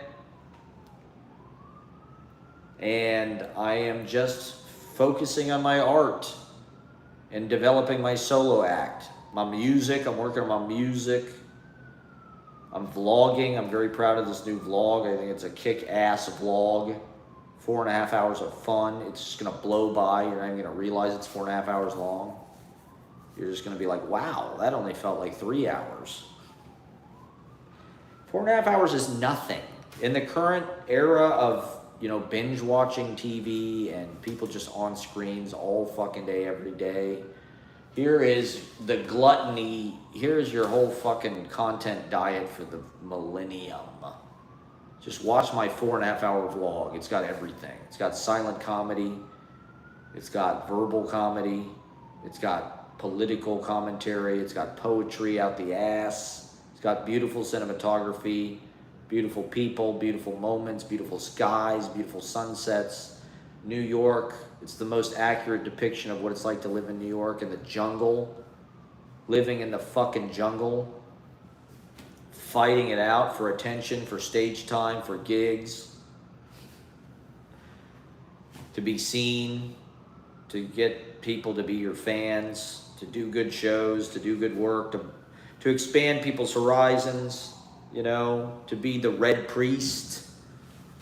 It's my job to show people what's possible, to keep things insane, to keep things wild and eccentric and memorable and loud.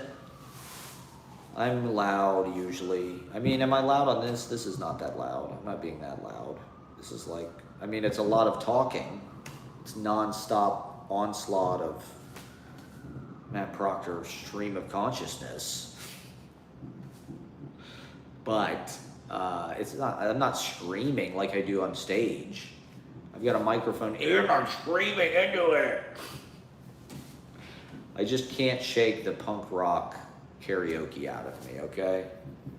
Once a punk rock karaoke artist, always a punk rock karaoke artist. Even when I'm reading my poetry, it's like I feel like I'm trying to do like a kind of a Black Flag stance or something.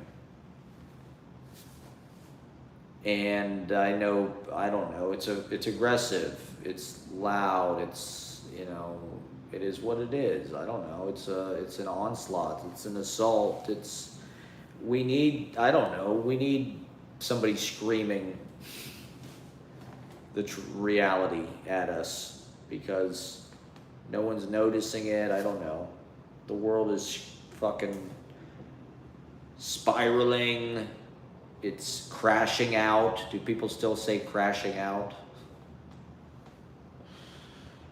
We're allowed to crash out every once in a while, but god damn.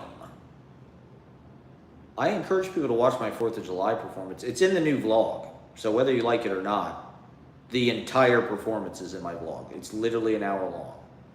Right at the end of the vlog, there's like a Woodstock style concert film of my entire July 4th set, which I think was an American masterpiece, if I may say so myself. I think a lot of people hated it.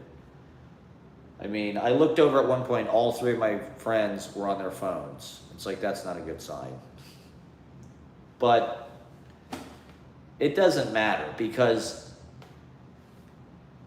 they're meant to just absorb an approach and a different style of doing things. I think there is a lot of beauty in what I did on Saturday. Not that it's my fucking place to say, but if you really read that poem and listen to that poem and study that poem and you give yourself into what that event was and what it was supposed to be, I think there was a lot of beauty. I think there was a lot of fucking raw beauty and honesty and human connection. Everybody got to kind of be a part of it. And the listening, it's just meant to irrigate your fucking blood vessels in your cerebellum and your fucking brain core, okay? Your cortex, your frontal lobe and shit, the whole thing. It's just supposed to give a fucking brain job. It's just a big brain job, okay? You can't get plastic surgery on your brain, okay?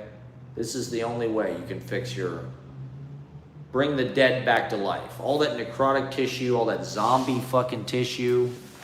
We need to get some blood in there, some thoughts in there, some craziness in there, some Keith Haring zigzag. All I do is introduce people. So now I'm branching out. Now I actually get to be a clown. I get to, well, I mean, I've always done readings. My reading life has been pretty consistent the whole time. You know, it's like I've always done probably 1 or 2 readings a month. And then, you know, every once in a while I'd have a music gig. And then I do an open mic. And then every once in a while I'd do a stand-up comedy thing. I don't even know when the first time I did a clown thing officially was. Because I never like approached it in that way. I just sort of know all these clowns. These clowns, I don't know, they're like, it's a pretty hardcore scene. It's pretty soulful people, to be honest. Like they're like very serious, deep artists and people. It's like this whole bohemian, funky, sexual, it's highly sexualized. I don't know why. The clown scene is just like super horny. There's like a sexual, like I think that's what this clown thing is really about. It's all these like sexual shaman, basically. It's all these like Burning Man kind of sex priests that are like very enlightened and all their chakras are on fire. It's like they'd either be doing this or they'd be like yoga teachers in Costa Rica or something and just have sex all day with just like tourists, backpackers. Like I'm a yoga teacher in Costa Rica at a hostel. So I just fucking stretch fucking backpackers basically all fucking day, every day. I'm a clown. I run my own clown show in downtown Manhattan. I mean, you can't help it. You're born a clown or you're not. You know, you're either a clown or you're not. And we're all kind of clowns, to be honest. It's just part of how we portray the human condition. You know, there is something that's just like, we are these kind of pathetic, wimpy, you know, we're overpowered by life. These clumsy things happen to us. Things don't go the right way. But there's also an elegance and a magic, a poet, you know, honestly, the most poetic. I think clown shit can be a lot more poetic than any poetry that I've seen, to be honest. It's very rare that I see poetry that's like actually poetic. It's always just like smart mouth. It's, you know, it's very rare, like, does it have those kind of like deep sap of poignancy, and silence is oddly poetic. There's this guy, Eddie Tarr. I really like this guy's act because he basically just does, you know, like a silent film thing. He doesn't talk. He's a mime, but like he's got a kind of, you know, Charlie Chaplin, Buster Keaton thing going on. And it's like, yeah, I kind of like that. I kind of like that silent approach. There's a lot of power in being silent on stage, actually. And like, it's weirdly poetic in a way. If you can maintain that, and people will kind of like come to you. It kind of draws people in maybe sometimes. Something, you know, this is one thing that I've liked about doing the clown thing is it's like, it opens you up as a performer. There's certain things about it that are almost like magic powers that, you know, like it's so different than poetry world or even stand-up comedy world or music world. And yet there's things about it that like help with all of that stuff. Like somebody was telling me, what you share it with the audience. As a clown, it's like you want to give it to the audience. Everything is shared. And you want to, you know, they want to see you kind of go to the extremes and exaggerate and be big and be pushed You know, that's sort of what I was trying to do with Glenn Blurton, is just like action, reaction, work off of each other. I do something big, and so they do something in reaction, and vice versa.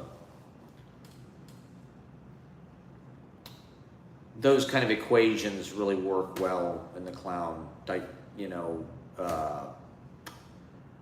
dynamic. And so when I did that poetry reading on Friday night, it's just like I had this kind of clown technique,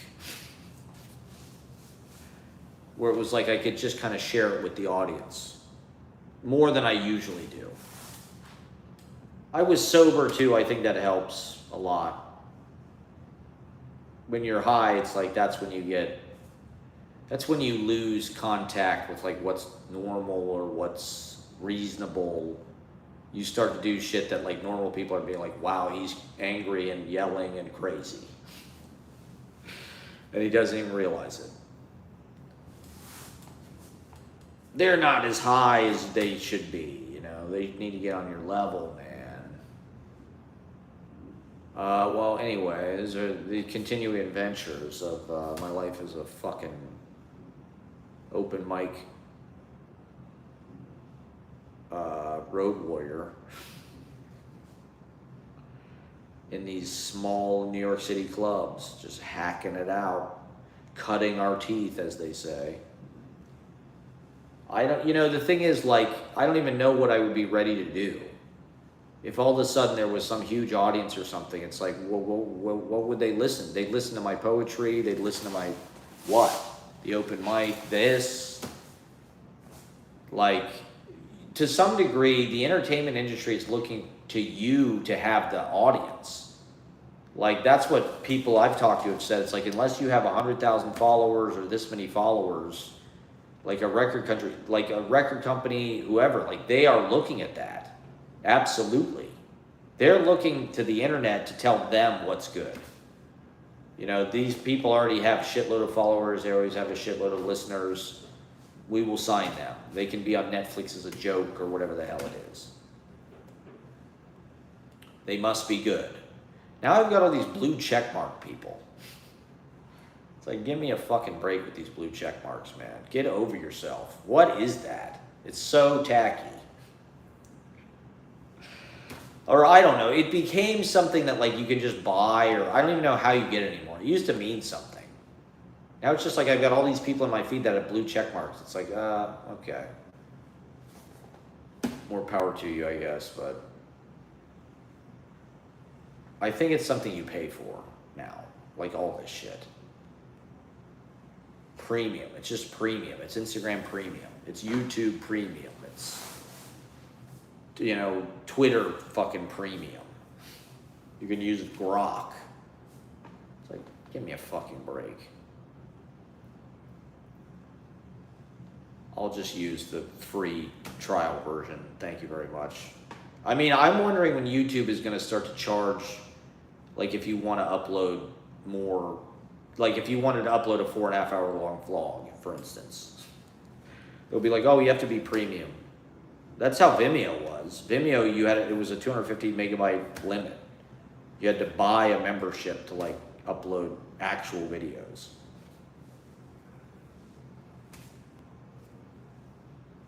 So I imagine sooner or later YouTube will go that way. But until then, hopefully not. I do think YouTube is like one of the best parts of the culture, if not the best. As long as it's a free kind of like just host. You can host literally every event. Like Glenn Blurton has started sharing all of the clown cars on YouTube. I think that's smart. Like, yeah, absolutely. Fucking, why not? While you can, use it as an archive to just collect everything. You don't know what is going to be valuable or what. And a lot of times with your performance, you don't know what worked and what didn't work. If you think you were killing, a lot of times people afterwards are like, okay, you're annoying. Or if you think you were shitty, I don't know, a lot of times That might connect with people.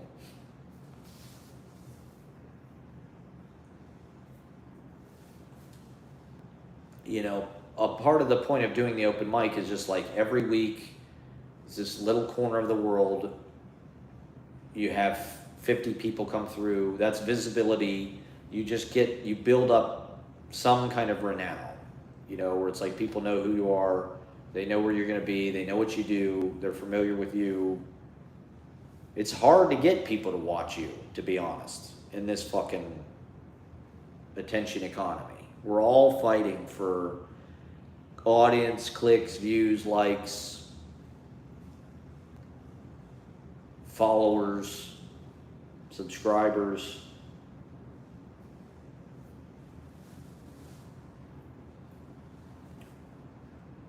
But astrologically, I'm supposed to have some kind of giant level up. It's the strawberry moon. Everything's supposed to be like, you know, being harvested. So I'm ready. I'm ready to get rich. I'm ready to get famous. I'm ready to be a cultural fucking icon of streaming and poetry and freedom of speech. All right, well, thank you guys for watching. We did it. We did 2 hours. We made it. We made it. Like and subscribe. Come to the rooftop show tomorrow if it happens. And then we'll be back on later in the week sometime to do our reps, okay? Because we're committed to this. This is a part of our practice, and it's an important part. You got to keep, you know, you got to keep this live streaming muscle strong. You got to be able to just run your fucking mouth and find that magic out there in the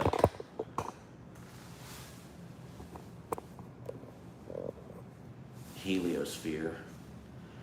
All right, thank you for watching, everybody. Have a great night. Go back, watch from the beginning. Stay tuned for my vlog. It's gonna come probably tomorrow, so premiere tomorrow.